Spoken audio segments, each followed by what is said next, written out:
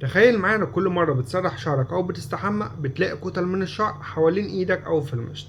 والاغرب ان السبب مش دايما نقص فيتامين او وراثة زي ما اغلب الناس فاكرة، ده ممكن تكون عادة صغيرة انت بتعملها كل يوم هي السبب في سقوط الشعر.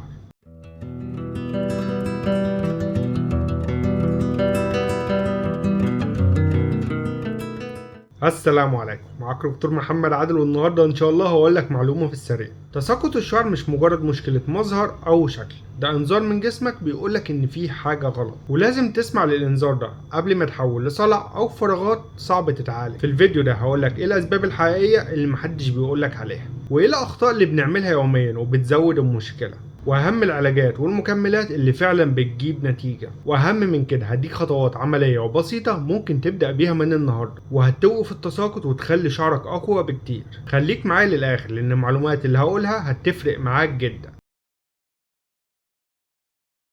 خلينا نبدأ مع الأسباب. الشعر ممكن يقع لعوامل كتير جدا. أول حاجة هي الوراثة، بيظهر أكتر عند الرجالة بس كمان بيصيب السيدات بس بيكون تدريجي. تاني حاجة الأنيميا ونقص الحديد، وده بيبقى شائع جدا عند السيدات. نقص الفيتامينات والمعادن زي نقص فيتامين د والزنك وكمان البيوتين. رابع حاجة هي الغدة الدرقية، سواء كسل أو نشاط زيادة بيأثر على الشعر. خامس حاجة التوتر والضغط النفسي، الضغط لوحده كفيل ان هو يعمل لك خلل في دورة الشعر. سادس حاجة هي الهرمونات زي بعد الولادة وكمان بعد الأربعين، وبعض الأدوية زي أدوية الضغط وكمان الاكتئاب. آخر حاجة هي العادات الغلط اللي بنعملها زي الفرد والصبغات والمنتجات مجهولة المصدر. في عادات صغيرة بتضاعف المشكلة. أول حاجة إنك تمشط الشعر وهو مبلول، وربط الشعر جامد لفترات طويلة، والشامبوهات التجارية اللي بتبقى مليانة كيماويات، ووصفات من السوشيال ميديا من غير أي أساس علمي. كل ده بيضعف البصيلات وكمان بيزود التساقط. الشعر محتاج اكل صحي قبل اي علاج. اول حاجه هي البروتين زي البيض والسمك وكمان اللحوم. تاني حاجه هي الخضار زي السبانخ والجرجير وكمان الخس، والفواكه اللي فيها فيتامين سي زي الجوافه وكمان البرتقال. اهم حاجه تشرب ميه كفايه يوميا. بس عايز افكرك ان اكلك لو مش متوازن مهما اخدت مكملات مش هتجيب نتيجه كامله. في فيتامينات معينة ليها دور أساسي زي فيتامين د، وده مهم جدا للبصيلات، والحديد اللي بينقل الأكسجين من الدم لبصيلات الشعر، والزنك اللي بيقلل التساقط وكمان بيرفع المناعة، وكمان البيوتين اللي بيدخل في تكوين الشعر، فيتامين بي كومبلكس وده مهم للأعصاب وكمان لنمو الشعر. تعالوا بقى نتكلم عن المنتجات جوه الصيدلية. أول حاجة هنبتدي بيها هي الشامبو. الشامبو ده علاج مساعد، دوره ان هو بينظف فروة الراس. ما تشتريش شامبو فيه سلفيت، وابعد عن السيليكون والبارابين وكمان الكحول العالي. دور على شامبو فيه كافيين او بيوتين او زيوت طبيعيه زي زيت الارجان. تعال اقولك على اقوى المنتجات اللي موجوده في السوق المصري. اول حاجه لو محتاج شامبو للتساقط في الكابكس شامبو والهير روتس شامبو وكمان السيرو بايبي شامبو.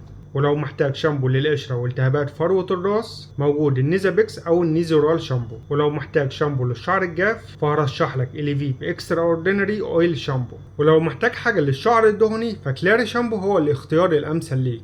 تاني حاجة هنتكلم عنها هي اللوشن والسبراي زي الكابكسي تونيك سبراي، وده فيه مادة الكابكسي بتقلل تأثير هرمون الدي اتش تي، وده الهرمون المسؤول عن تساقط الشعر الوراثي. تاني حاجة هي الديرم اكتيف انتي هير لوس سولوشن، من افضل المنتجات الموجوده حاليا في السوق المصري، فيها كافيين وبيوتين ونانوسيناميد وكمان البنسينول. تالت حاجه الهير روت سولوشن، وده فيه كافيين وبيوتين وكمان نيانوسيناميد. تعالوا بقى نتكلم عن الكبسولات والمكملات الغذائيه. افضل واقوى مكمل غذائي لتساقط الشعر هو الاي سي ام نوفو فات، فيه بيوتين وده اساس لصحه الشعر وكمان الضوافر، في الزنك اللي بيقلل تساقط الشعر وكمان بيقوي المناعه، وكمان في السيستين والميثيونين ودي عباره عن احماض امينيه بتخش في تركيب البروتين وكمان الكرياتين. وفي منه كمان البديل المصري والارخص زي النيوتريشن فور يور هير، وده فيه نفس المكونات بتاعه النوفوفان بسعر ارخص.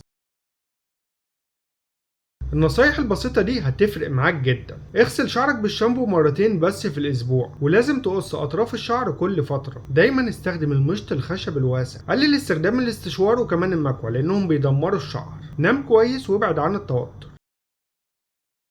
الشعر تاج على الراس ومفيش علاج سحري في يوم وليلة، محتاج صبر وتغذية كويسة ومنتجات صح. ابدأ من النهاردة ولو طبقت اللي قلناه هتلاحظ فرق كبير. يا رب تكون استفدتوا من الفيديو، لو عندك سؤال سيبه في الكومنتات وهرد عليه. متنساش اللايك والسبسكرايب والشير. سلام.